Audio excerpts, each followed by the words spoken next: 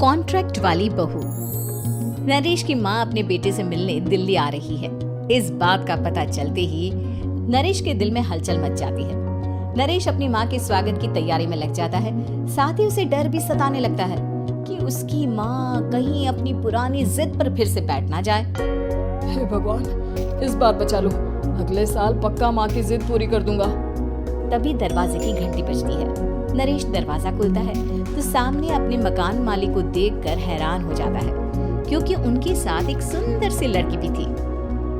नमस्ते अंकल, कुछ काम था, मुझे बुला लेते। आपने क्यों कष्ट किया? अरे नहीं नहीं, इसमें कष्ट कैसा, मैं तो बस तुम्हें रीना से मिलवाने आया था।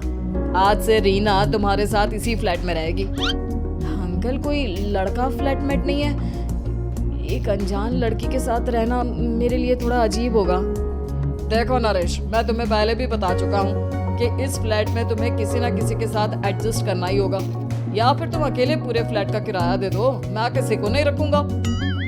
नरेश अपने मकान मालिक की बात सुन के रीना के साथ रहने के लिए तैयार हो जाता है, पर अंदर ही अंदर उसे ये बात खाने लगती है कि वो अपनी माँ को क्या जवाब देगा जब उसकी माँ रीना के बारे में उसे पूछेगी। दिन बीतने लगते हैं। नरेश और रीना अच्छे दोस्त भी बन जाते हैं, पर अभी भी नरेश अपनी प्रॉब्लम का सलूशन नहीं ढूंढ पाता। एक दिन नरेश बहुत परेशान सा बैठा होता है। तभी रीना उसे पूछती है, क्या हुआ नरेश, तुम काफी परेशान लग रहे हो, सब ठीक तो है ना? हाँ सब ठीक है, बस एक छोटी सी प्रॉब्लम है। वो एक्चुअली 2 दिन बाद मेरी माँ मुझसे मिलने आ रही है। अरे तो इसमें प्रॉब्लम क्या है, ये तो खुशी की बात है।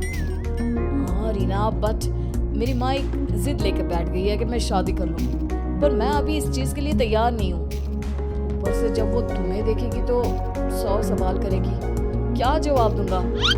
अरे इसमें कोई टेंशन वाली बात नहीं है, मेरे पास ना इस प्रॉब्लम का सलूशन है, जिससे ना तुम्हें शादी करनी पड़ेगी और ना ही तुम्हारी माँ मेरे बारे में कुछ पूछेगी। रीना की बात सुनकर नरेश सोच में डूब जाता है। वो सोचता है कि रीना खुले ख्यालों वाली लड़की है, कहीं माँ को सच बता ना दे। नरेश को सोच में डूबा देखकर रीना कहती है, अरे क्या हुआ, किस सोच में पड़ गए?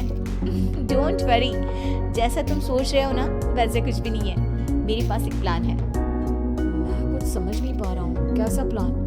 मैं समझाती हूँ।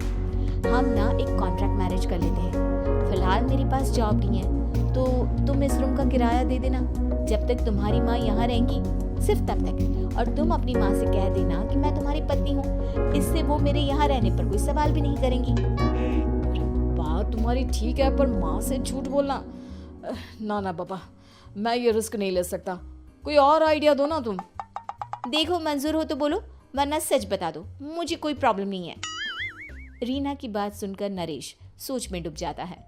बहुत सोचने के बाद जब उसे कोई रास्ता नहीं मिलता तो वो रीना के बताए हुए रास्ते पर चलने के लिए तैयार हो जाता है।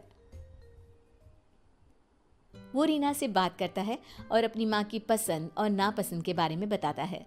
रीना भी नरेश की सभी बातों को ध्यान से सुनती है ताकि कहीं उससे कोई गलती ना हो जाए। आखिर वो दिन भी आ जाता है जब नरेश की माँ उससे मिलने दिल्ली आ जाती है। नरेश अपनी माँ को फ्लैट पर लेकर जाता है। जैसे ही नरेश की माँ फ्लैट के अंदर जाती है, रीना उसके पैर छू लेती है।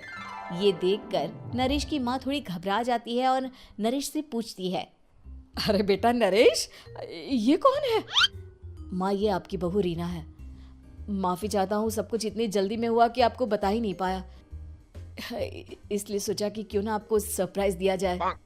अरे बेटा, मैं तो बस तेरा घर बसा हुआ देखना चाहती थी। हाँ, बहुत अरमान थे अपनी इकलौते बेटी की शादी को लेकर, लेकिन कोई बात नहीं, शायद किस्मत को यही मंजूर होगा। ये कहते ही नरेश की माँ रीना को गले लगा लेती है। रीना बेटिया, मेरा बेटा ना थोड़ा नादान है, पर तुम काफी समझदार लगती हो और मैं जानती हूँ कि तुम इसका बहुत अच्छे से ध्यान रखोगी। माँ, आप चिंता मत कीजिए, मैं सब संभाल लूंगी। नरेश की माँ अपने बहू और बेटे के साथ खुशी खुशी रहने लगती है। दिन बीतने लगते हैं। नरेश की माँ और रीना का रिश्ता बहुत मजबूत होता चला जाता है। वो दोनों सारा दिन एक साथ रहती और खूब बातें करती। इधर साथ रहते रहते नरेश और रीना भी एक दूसरे से प्यार करने लगते हैं। दोनों को इस बात का एहसास हो जाता है, फिर भी वो इस बात को छुपा कर ही रखते हैं। एक दिन नरेश की माँ और रीना शादी के बारे में बात करने लगते हैं।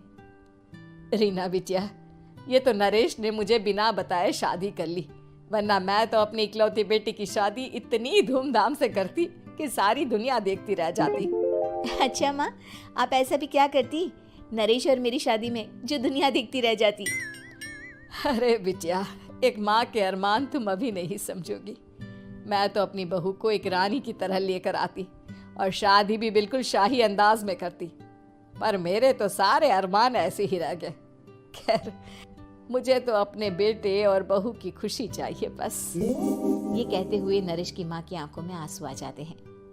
रीना भी ये सुनकर ख्यालों में खो जाती है, क्योंकि वो भी मन ही मन खुद को नरेश की पत्नी और उसकी माँ की बहू मानने लगी थी।